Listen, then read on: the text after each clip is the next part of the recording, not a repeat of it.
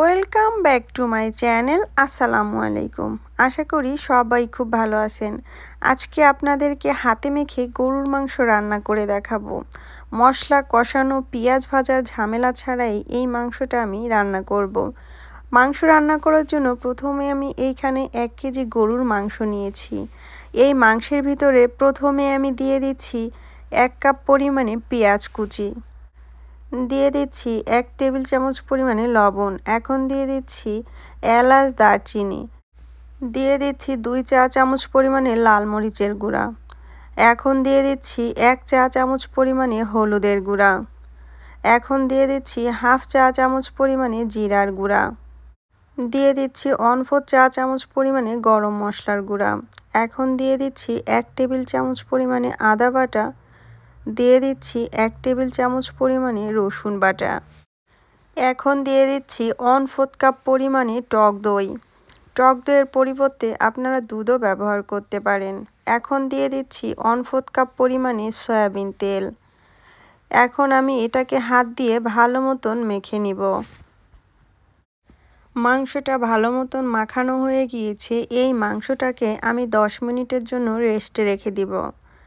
10 minute পরে আমি মাংসের কাছে ফিরে এসেছি। এই মাংসটাকে আমি চুলায় বসিয়ে দিচ্ছি।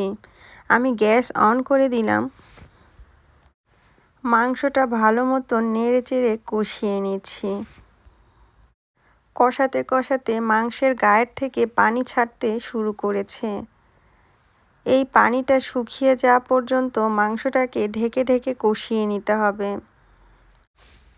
এই পর্যায়ে মাংসটাকে চুলা লো করে কষাতে হবে। এতে করে কষানো অবস্থায় মাংসটা সিদ্ধ হয়ে যাবে।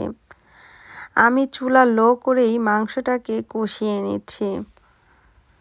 কষাতে কষাতে মাংস অনেকটা সিদ্ধ হয়ে গিয়েছে। কালার দেখেই বুঝতে পারছেন। মাংসের ভিতরে যে পানি ছিল, এই পানিটা কষাতে কষাতে শুকিয়ে গিয়েছে, তেল ছাড়তে শুরু করেছে। কালার দেখেই বুঝতে পারছেন মাংসটা ভালো মতন কষানো হয়ে গিয়েছে। এই পর্যায়ে এই মাংসের ভিতরে আমি দিয়ে দিব ঝোলের পানি, যাতে করে মাংসটা পুরোপুরি সিদ্ধ হয়। আমি ঝোলের পানি দিয়ে দিলাম। এই মাংসটাকে আমি এখন ঢাকনা দিয়ে ঢেকে রেখে দিব আরও আধা ঘন্টার জন্য। আধা ঘন্টা পরে ফিরে এসেছি। আমি ঢাকনাটা তুলে নিলাম। মাংসের কালার দেখেই বুঝতে পারছেন মাংসটা কতটা ভালো হয়েছে। আমি আরও কিছুক্ষণ নেড়েচেড়ে মাংসের ঝোলের পানিটা শুকিয়ে নিব। যারা ঝোল খেতে পছন্দ করেন এই পর্যায়ে মাংসটাকে নামিয়ে নিতে পারেন। মাংসটা ভালো মতন সিদ্ধ হয়ে গিয়েছে। আমি চেক করে নিয়েছি। মাংসটা ভালো মতন হয়ে গিয়েছে। এই পর্যায়ে এই মাংসের ভিতরে আমি কয়েক টুকরা কাঁচামরিচ চিরা দিয়ে দিচ্ছি। এতে করে মাংসের ফ্লেভারটা অনেক ভালো পাওয়া যাবে। আমি চুলাটাকে অফ করে দিয়েছি। এই মাংসটা আমি চুলার থেকে নামিয়ে নিচ্ছি।